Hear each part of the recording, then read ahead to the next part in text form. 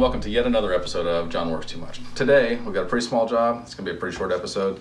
We're going to take out these two windows and a window in the other room, and then we are going to replace those windows. We're also going to pop up a tile and fix that. So, pretty easy stuff. You probably noticed that I haven't been posting anything this week because I was working on other things. I did a big video presentation for JDRF, which is Juvenile Diabetes Research Fund, and I love those people and I love what they do and what they stand for, and I think they're doing a fundraiser tonight, and so if you just look that up, then maybe you can contribute because they do amazing things.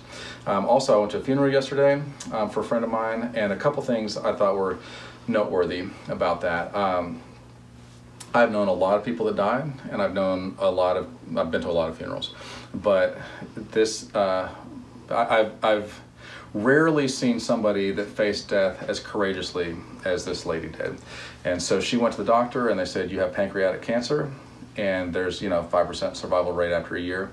And she came out and she never shed a tear, and she smiled and said, well, I never have to go to the hospital again because I'm ready for my next journey in life. I've made my peace with God and I'm about to go home.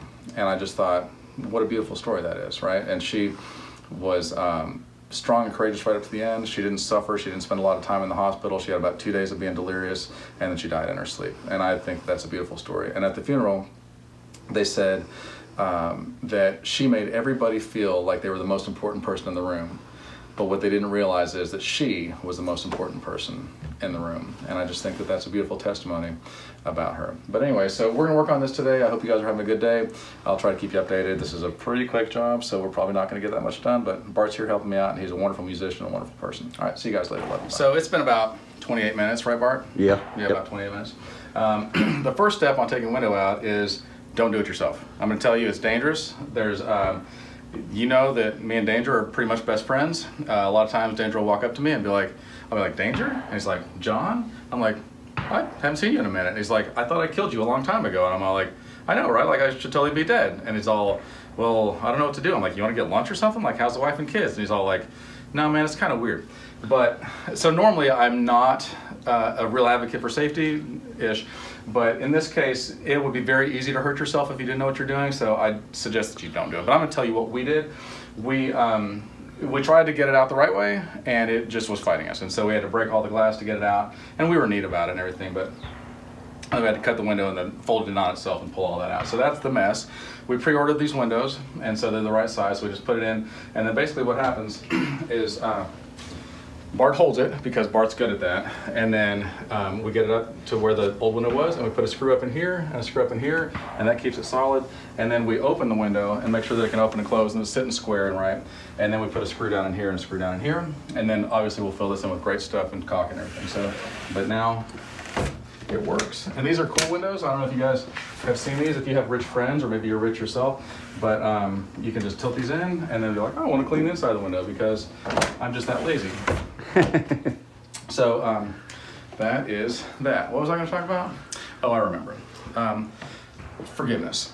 So at church on Sunday, and I absolutely love my church, I know I talk about it a lot, but at church on Sunday, we talked about the fact, and then in our small group too, that if we want God to forgive us, and this is in the Bible, that Jesus himself said this, if we want God to forgive us, then we have to forgive other people. It is crucial, right? Like if you think, I'm gonna ask for God's forgiveness, and then I'm not gonna forgive other people, I'm gonna hold bitterness and resentment in my heart, and I'm still gonna be forgiven, I'm sorry, but that's incorrect. And so if I want forgiveness and I desperately need forgiveness, then I have to forgive other people. And it's easy for somebody like myself because I have done so much stuff wrong that it is easy for me to go, look, all the stuff that God forgave me for, I can certainly let this go between us. But a lot of people, so I've always felt, when I was younger especially, that I was too bad to go to heaven. But I know a lot of people that feel like they're too good to go to hell. And I'm sorry, but that also is incorrect. And so we need to understand that God has paid off an enormous debt with us, with his own blood, and we need to have that same mercy and that same kindness and that same forgiveness for other people. And if you don't, you will have a bitterness inside of you, you'll have a hatred inside of you that will grow like a cancer, and not only that, but you also will not be forgiven. And there's a parable that we talked about, and that is that there's a rich ruler, and somebody owed him $1 million. It's today's terms, it's actually, you know, a Jewish term, but the equivalent of $1 million. And he's like, I'm gonna take you and I'm gonna put you in debtor's prison, because that was a real thing. And the guy begged and said, please, please, please, I'll pay you back every penny, just give me some time and I'll pay you back. And the guy's like, you know what, I'm gonna have mercy on you. In fact, I'm not just gonna let you have time to pay this back, I'm also gonna forgive your whole debt. You don't owe me anything. Your debt is forgiven, let me take that burden off of you. And he gave him that, right? Which is a beautiful gift. And immediately he went out and found somebody that owed him $10 and said, you owe me my money. And the guy's like, please give me some time and I'll pay you your money back. And he's like, absolutely not, I'm gonna throw you into debtor's prison. He grabbed him by the throat and said, I'm gonna put you in debtor's prison. And he did. Well, then word got back to the ruler and he said, I forgave you $1 million and you wouldn't forgive that guy $10. Why wouldn't you show the same mercy to him that I showed to you? And so now you owe the full $1 million again, and you're going into prison to pay that off until every last penny is paid off, which in spiritual terms means if you don't forgive somebody else, God is going to remove that forgiveness from you, and you will not be able to pay that back because it's too great a debt. So the point is not to scare you. The point is to say, look, take that weight off of you and forgive those people, even if they've done really bad things, because we've all done really bad things. And forgive them, and it's for you, it's for them, it's for God, it's for everybody. The world will be a better place if you do that. So I hope you guys are having a great day. I'll try to get you another video or two. All right, love you, bye. We took this window out, and so I figured you guys would want to see what that looks like. So here's what happens is we of course had to break the glass because this one's going to fight us and be difficult. But we take all this out. So what happens is when you want to measure for a remodel window, this is a remodel, not a new window, then you take your measurement here, and then you subtract 1/4 inch. So because that's where your brick is, not the inside, but on the outside. And then same thing top to bottom. And you always do your width first and then your height, right? And so you do that and then minus 1/4 inch, and then you have them make that window. And then this should fit right in because we got all the yuck out of the way. And then like I said, we put a screw up in here and it grabs a hold of that stud, and over here, and then down on the bottom, and it grabs the studs, and then we grade stuff and caulk it. So in the Middle Ages, well, sorry, let me rewind here. The name Lance is not really common, but during the Middle Ages, they had the name Lance a lot. That's all I got. All right. So we got everything in, and we got all 3 windows in, which is great.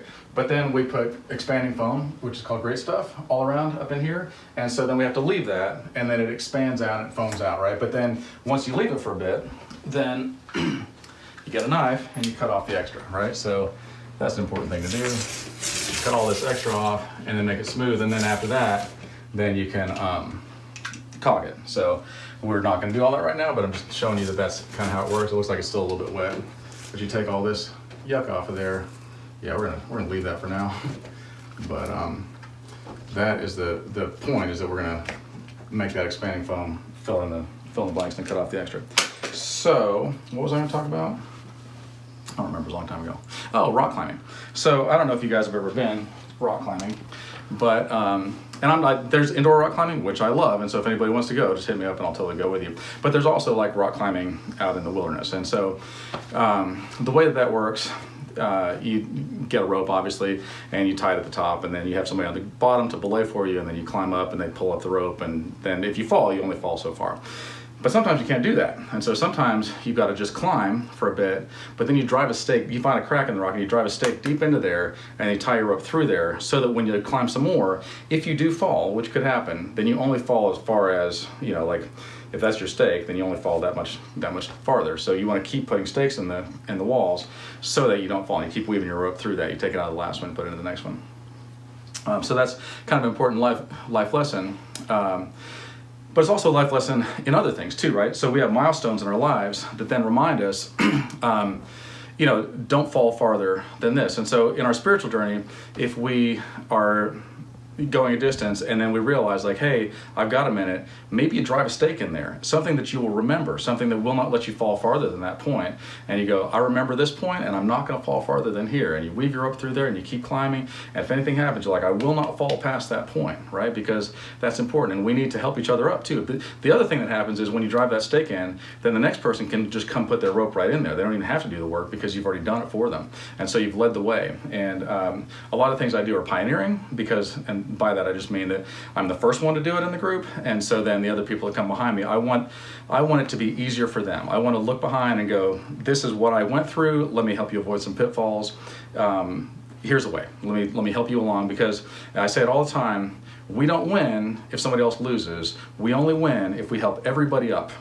Everybody comes up with us. That's how we win. And so I hope you guys are having a great day, and I'll do a wrap-up video here in a bit. Oh, and then we did this tile too. So here's a kind of an important lesson too. I know it's a long video. So sometimes you get hollow tiles, and here we did, and so we took this up, and then we had one hollow tile here, and we took that one up. But then the problem is you start taking one tile out, and then the next one next to it gets hollow too, and so on and so forth. So there's a point where you leave well enough alone, and then we can squeeze some mortar up underneath there, and that'll solve the problem. But I'll show you how to do that too. That's easy enough. All right, see you guys in a bit. It's been 28 minutes, and we got the windows in. They're foamed, they're caulked, and everything looks good. And we got the blinds back up and stuff. So you can't see them because we're trying to cover up all our ugliness. But there's window, window, window, and then we replaced the tile. Here, you can pop your head in here real quick. So we replaced that one, and then those three, and one in the kitchen because they had hollow spots. So we did that. So I was talking to Bart because we've had a great conversation today. I mean, all day long it's just been good conversation, iron sharpening iron, one man's sharpening another man, and I've really enjoyed it. So we both agreed that probably today was a divine appointment, and that we meet people for a reason, and that there are no coincidences in life. But I want to take it one step farther than that and tell you that I have lived my life for many years like literally every person that I come in contact with, whether it be virtual or in real life, that the reason why I'm coming into contact with that person is because somebody is praying for that person. Somebody is going, God, please be with my mother, my son, daughter, friend, coworker, you name it. Please show them a way that I cannot show them. Give them mercy, give them love, help them with their problem, like whatever it might be. And I get the opportunity to be the answer to that prayer for somebody. And I also pray for my family and for my friends, and I want somebody else to be the answer for that prayer, but sometimes I can't. And so when I'm given that opportunity, I'm like, what an honor, right? I get to change the trajectory of somebody's life, their destiny and their eternity, and I get to help take some of the weight off of them and help to relieve their problems and their stresses and just put their mind at ease and help them out. And what an honor that is. And I think that if you live your life that way, that those opportunities come. That God goes, you know what? I need somebody that will obey me, because it's one thing to talk, but it's another thing to actually obey. I need somebody that will obey me. Who will do it? And he looks down, and I wonder if he looks at Earth like we look at the sky, and he just sees like constellations, right? He just sees like, these are the stars. Of all these people, these are the stars. These are the ones that shine light on other people. So who's the closest in proximity? Can I get that person to that person? How would I arrange that? Maybe I can have him remodel his house. Or maybe I could have them have lunch at their restaurant, or fly over to do a show, or whatever in the world it is. Something that to me seems very like, what are the odds? And to God, he's like, I'll tell you the odds. Somebody asked me to please help them, and I am using you as my hands and feet to help that person. And I am so very blessed. And when you recognize that, then you start to see it, and then you start going, wow, like God really is using me, and this is so amazing. At the same time, I just want to say that, and we've been talking about this too, that it is very possible to be the hand of the devil, okay? It is very possible that you bring misery to people, you bring pain to people, you bring disappointment and debt and anguish and stress and things like that. And is that what you want to be? Do you want to be the hand of the devil? Because I've talked to some people that have said, I am tired of being the hand of the devil. I am tired of being somebody that provides a way for somebody to do the wrong thing and to bring pain into their life. And so if you are that person, I encourage you, please stop. And if you're not, either way, right? I love you just the same, right? I really do. But if you get the opportunity to help somebody and to live your life like God can use me as an answer to somebody else's prayer, be that answer to somebody else's prayer. I'll see you guys tomorrow. All right, bye.